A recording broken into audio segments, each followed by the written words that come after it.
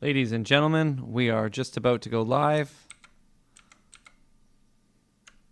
And I am here today with another news story.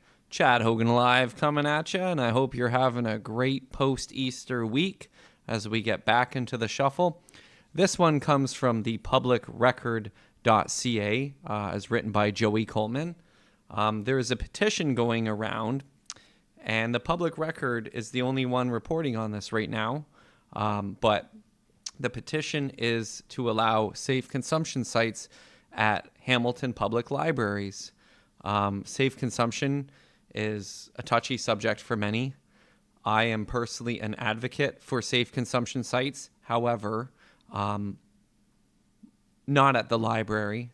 I think that there's a troubling issue in our communities to get these sites open because they keep closing. But this is not maybe a great idea, so let's take a look. The petitioner to have started this was a gentleman by the name of Tyler Dillawall. My apologies if I pronounced your name incorrectly. He will delegate and present the petition to the committee. The committee will meet Monday, April 28th at 9:30 a.m. And in that petition, the delegation calls for the increasing availability of social services at libraries. It's an emphasis of the petition. The petition states that the city should begin at the Central, Barton, and Red Hill branches, beginning as in the consumption of safety. And the consumption of safety should be to reduce indoor drug use. These consumption sites would be attached to the libraries. It states that there should be no cameras monitoring these spaces because trained staff should be present at all times. Already you can see why this would not be a great idea. But again, as per our Ward 2 counselor, Cameron Crowetch, he is clarifying in this statement right here. Let's go back because that's smaller.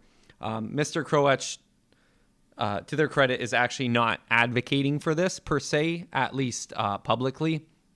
What he's presenting is the issue itself was a petition written, distributed, and signed by residents of Hamilton, which is completely legal. It was emailed to Mr. Crowetch by one of the petitioners. The province is not actually approving any safe consumption site applications at the moment and has entirely shut that process down. Public health has no way to make that application under the current government, whatever that means. What about the future government in 1 week? The petitioners are welcome to send this to the Hamilton Public Library Board of Directors, but the HPL cannot make such an application even if there was a process to apply. So to give some credit where credit's due, Mr. Crowetch is saying basically like it's probably not going to happen, but the petitioners have a legal right to present this to City Council or to the Hamilton Public Library Board of Directors, because that's any of our right as a citizen if we want to sign a petition and present it to a public audience. But just for the record, this is not a great idea. I think most people could agree. Libraries are where families go, and it's just not a great scene right now. It is quite messy in Hamilton, and, quite frankly, I haven't done enough YouTube videos documenting our homeless crisis because it's something I've kind of avoided and ignored, only because I didn't want to get involved. But now I want to get involved. I want to contribute something to Hamilton, and I'm not here to shame anyone or cast any judgment. As I said, I am absolutely an advocate for safe consumption sites, but they need to be a part of maybe medical buildings, in my opinion, rather than public libraries and parks. So I just wanted to bring you a record of the public.